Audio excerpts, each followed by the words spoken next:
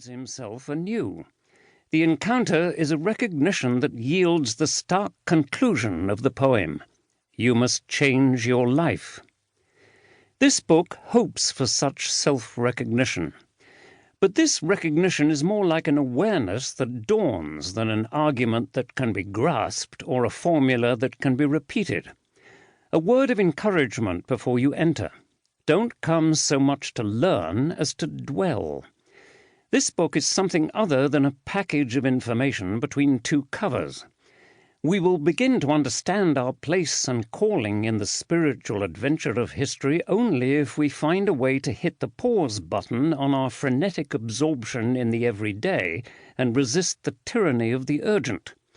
That's precisely why this book is a blend of philosophy and poetry, memoir and theology. Reflection is hard, especially in a culture bent on distraction and superficiality. If this book offers some philosophers as guides for such an undertaking, that's only because philosophy is a perennial invitation to reflect on how we live, to cultivate an examined life, as Socrates put it. I hope this book revives the ancient art of philosophy as spiritual counsel. Philosophy matters only if it teaches us how to live, how to be human. The philosophers you'll meet in this book are catalysts for such reflection. Don't worry if philosophy doesn't come easily to you. The difficulty is the point, a feature, not a bug, as they say. Sometimes we need the difficulty to get us to slow down and look at ourselves. Slowing down is how we learn to notice what we usually speed past.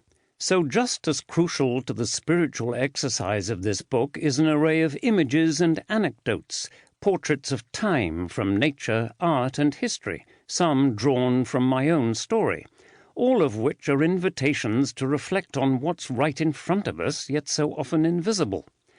Imagine this book as an impressionist painting of sorts. The point isn't to picture reality by transcribing it. The point is to transform our attention to reality by reframing our focus. The pictures and poems and images are not detours or distractions or illustrations. Don't rush to get through them in order to get to the point. Taking time to dwell with the images is the point. Taking the time to enjoy listening and to revel in language is one of the ways we learn to inhabit time well. Thus begins our adventure of reckoning, discernment, and hope. Introduction. When are we? The spiritual significance of timekeeping. That which is already has been. That which is to be already is. And God seeks out what has gone by. Ecclesiastes chapter 3, verse 15. When I didn't know where else to turn, when the cloud of depression had enveloped me and my loved ones, when all I seemed to do was rage, my shouts like some misguided attempt at sonar location from the fog, when the thoughts of ending it all became too frequent, then, finally, humbled if not humiliated, I entered the counselor's office. I didn't even know what to ask. I recall an early exercise. "Draw me a map of your childhood house," he suggested.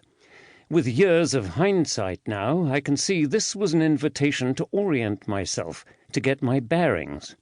I came in lost, disoriented, and the mapping exercise was an invitation for me, blind, to reach out my hands and feel my way to some landmarks, the way you feel your way through a house in the dark. What he couldn't have known was how many years of my childhood I had dreamed of being an architect. Just picking up a pencil to draw brought back a rush of muscle memories.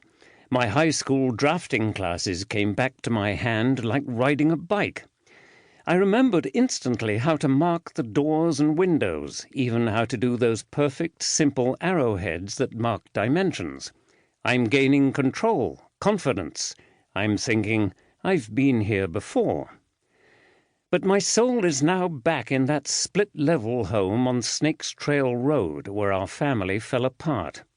Here's the massive garage where my father built his hot rods and repaired snowmobiles. Down the stairs in the basement.